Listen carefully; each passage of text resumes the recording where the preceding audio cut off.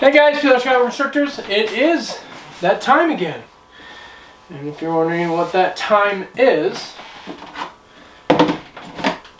that is setting up egg boxes. This one is one I had set up for a little while now. It's all dried out and still a tiny bit of moisture in it. I can still feel it. So, I mean, I've done videos on setting up egg boxes before. We're going to go ahead and do another one real quick. Just a real quick refresher in case anyone is wondering. So move this over here just a bit. You guys can still see the box, which is cool. I already have my water ready to go in a big old gallon jug. I'm just going to fill this up.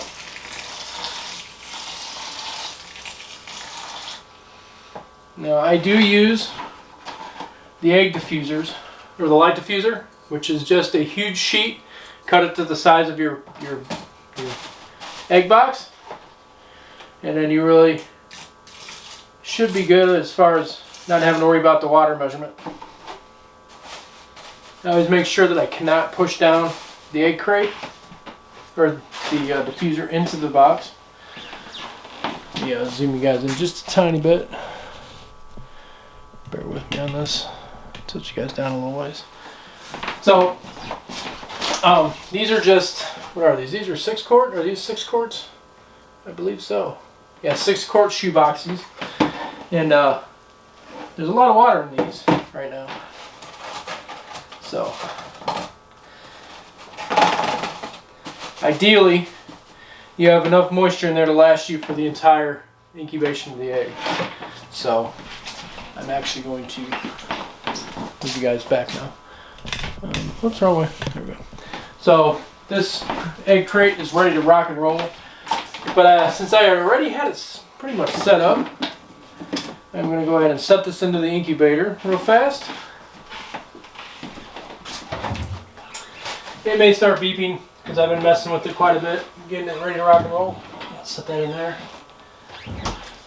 Close that back up. So I have an empty box here. Empty 6 quart box. I've already cleaned them out with chlorhexidine solution, so they're nice and disinfected. I have my Paralite here. I just use straight Paralite, Miracle-Gro Paralite. And then I'm going to put about 2 inches, an inch and a half to 2 inches in the bottom of the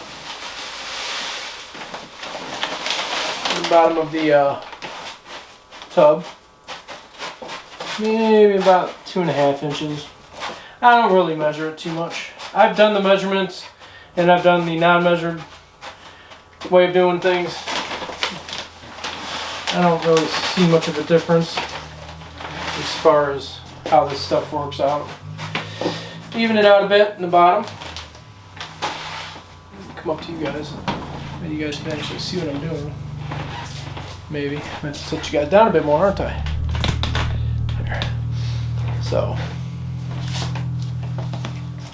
all I'm doing is kind of evening out the Paralite in the bottom of the tub here.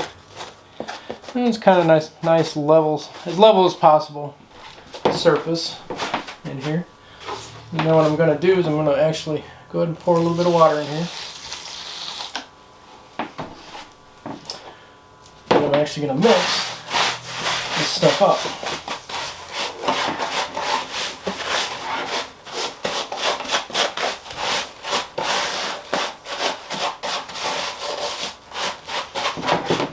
Get all the way through all of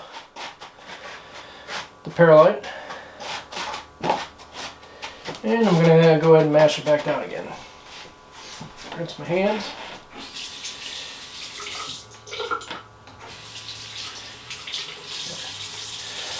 Alright. I'm going to find where I put my egg diffuser.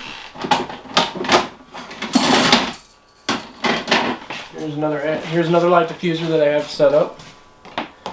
Just set that in there and see how it sits. Let's load out a bit more. There. That should be good right there. I'm actually going to add just a smidge more water.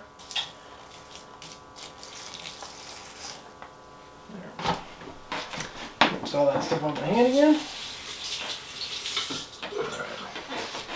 So now this egg box is ready to rock and roll. There's not too much water in it. Add just a bit more. You don't want it to be a soupy mess, but you do want enough in there to last you for a few weeks, because you're gonna have to sit in here for 60 days. You're gonna have to have eggs in these boxes. Put a lid on it. Now I will pop lids about once a week. Make sure there's no humidity on the building up on the top of the lids on these shoe boxes.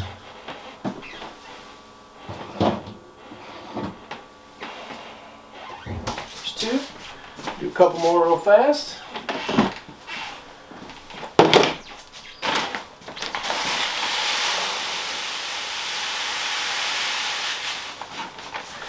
It's a bit much, I think.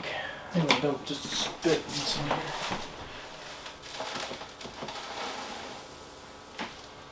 I mean, I'm not going to worry about running out of Perlite. I still have another whole bag of this stuff here.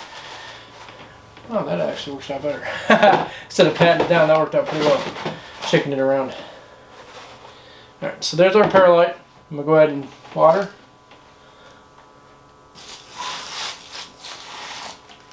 Mix.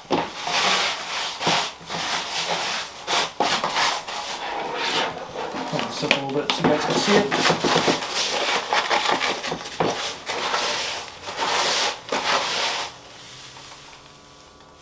Ideally, you want it to clump up like it is in my hand and not have water seeping out of it when you clump it together.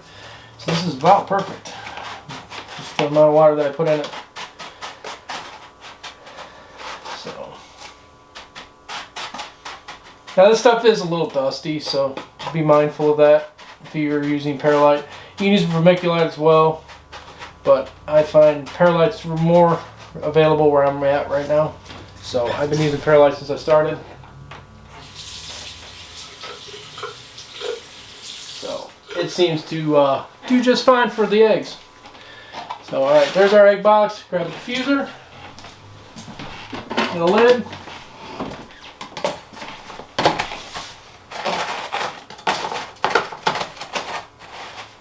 Ideally, you do not want the eggs to touch any of the substrate if you're not measuring.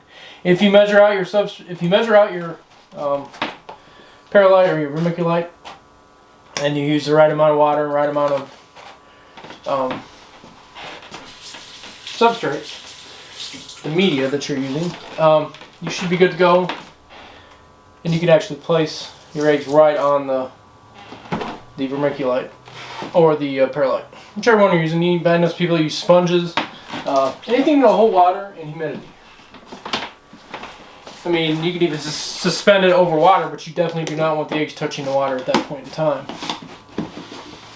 Alright, there's another egg box ready to go.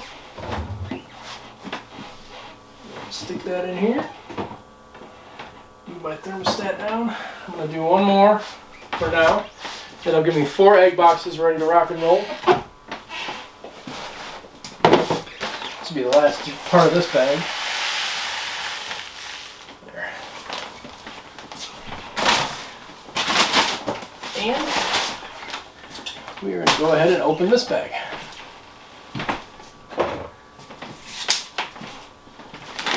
Hold this just a second here while I cut this open.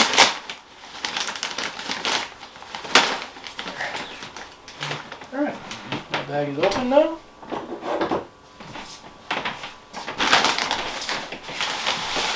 Finish filling this one here with this.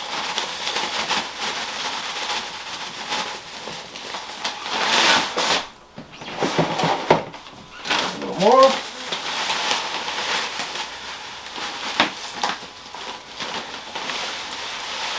Like I said, I did the measuring stuff. I measure out like 250 grams of Perlite, 250 grams of the water, but I found that it's just easier doing it this way for me.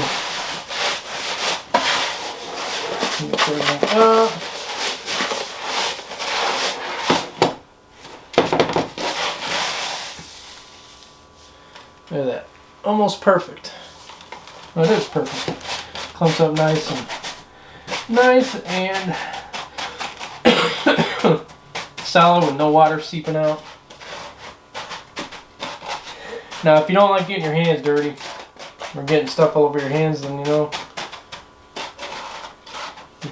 have someone else do it for you. But that's what happens. Perlite gets all over your hands.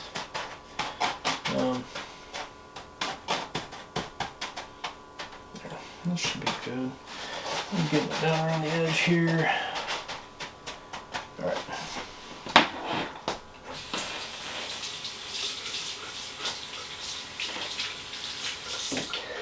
If you think that Perlite's going to hurt your animals, that is not the case. Trust me, I've been using Perlite for, this will be year number 4. And year number 3 we've been using Perlite. Have yet to have a problem with it.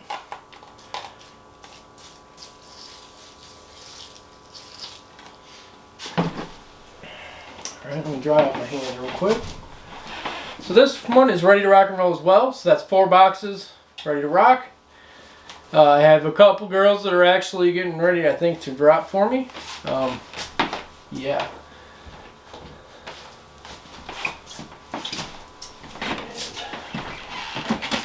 Put the lid on this and get this in the incubator and let these guys chill out for a while. Now this egg box here has a busted clip. Doesn't actually work too well, but I'm going to actually stick it on there anyway, just to kind of hold the lid down.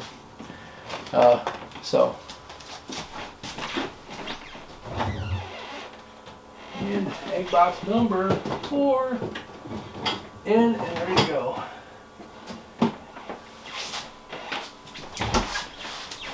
Let me move this over here and out of the way. So we'll move you guys back up and we'll get out of here.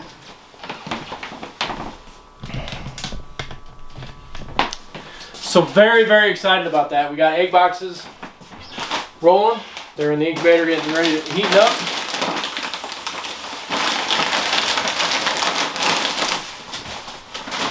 Sit back down there out of the way. Move my water. But also be careful with the Perlite. It does get everywhere. I'm pretty messy when I do things, so I always have to clean up after myself. Always and forever will I have to clean up after myself. But hence, that is why we have tiny brooms and dustpans for people like me.